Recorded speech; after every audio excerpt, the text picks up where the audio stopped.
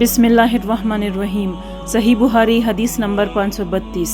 انس بن مالک رضی اللہ تعالیٰ عنہ نبی کریم صلی اللہ علیہ وسلم سے روایت کرتے تھے کہ حضور صلی اللہ علیہ وسلم نے فرمایا کہ سجدہ کرنے میں اعتدال رکھو، سیدھی طرح پر کرو، اور کوئی شخص تم میں سے اپنے بازو کو کتے کی طرح نہ پھیلائے۔ جب کسی کو تھوکنا ہی ہو تو سامنے یا داہنی طرف نہ تھوکے، کیونکہ وہ نماز میں اپنے رب سے پوشیدہ باتیں کرتا رہتا ہے۔ صحیح بخاری حدیث نمبر 533۔